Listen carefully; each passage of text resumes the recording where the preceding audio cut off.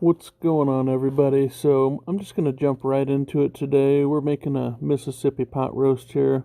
We've got our Kerrygold garlic butter, the pepperoncinis. This is a 3-pound chuck roast, the Lipton onion soup mix, Hidden Valley ranch mix, McCormick's au jus gravy, and about a quarter cup of water.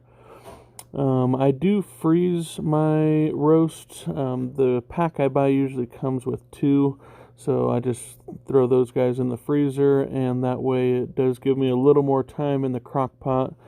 It's only 5 o'clock in the morning here. Everyone's pretty much asleep. Really simple here.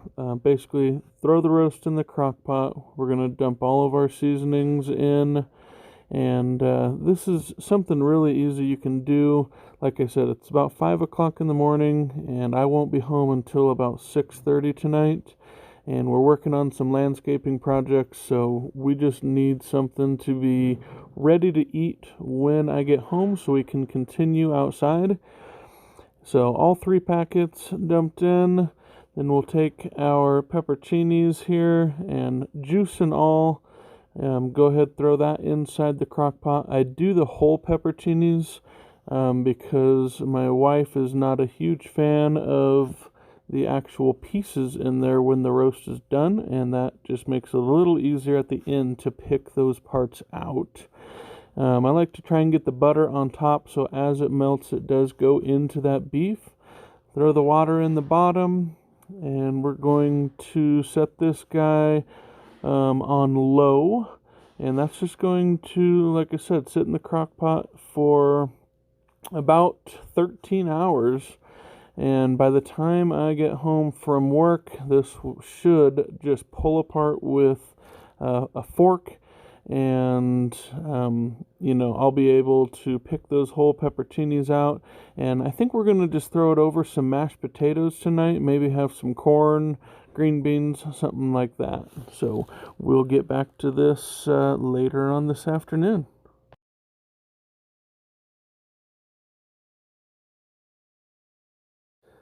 Alrighty, just got back from working all day, and I can tell you, before I even came in the house, I could literally smell this in the garage.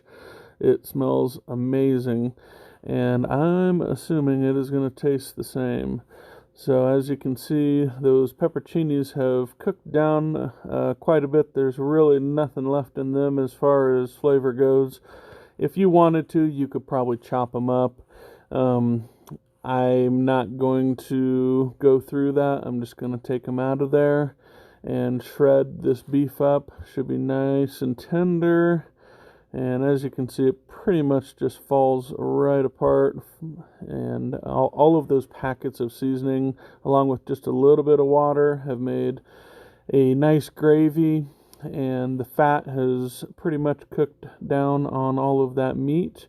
So at this point, you can either take out the pepperoncinis now or shred up the beef first and then take them out as you serve it. Really, your call on that, but just get that beef nice and shredded. And then I'm going to go ahead and start the mashed potatoes and the corn, and then we'll throw this beef on top of it and have a delicious meal ready to go.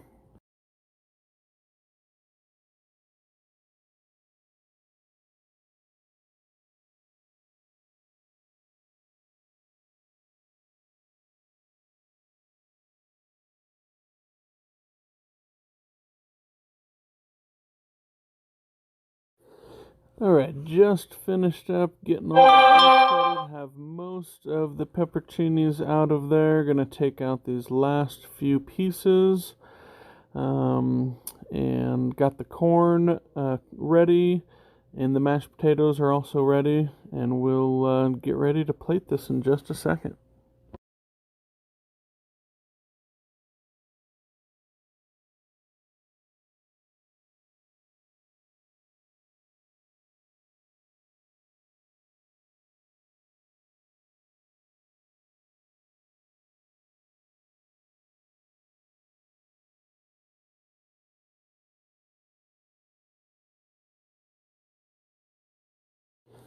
Alrighty, so at this point, I did just make instant mashed potatoes.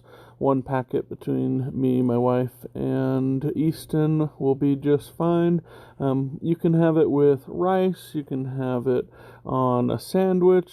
It's good with some French bread, some provolone, some sauteed onions and peppers, whatever floats your boat. Like I said, today we're kind of in a hurry, so made instant mashed potatoes. Throw a big pile of that right on top, and then we'll grab some corn. I typically end up mixing all my stuff together at the end anyways, so this just makes for a extremely easy, pour it in the crock pot, turn it on, and when you get home, it's literally shredded apart. And mashed potatoes took a matter of a couple minutes. The corn was just warmed up, and you are all set for a delicious dinner.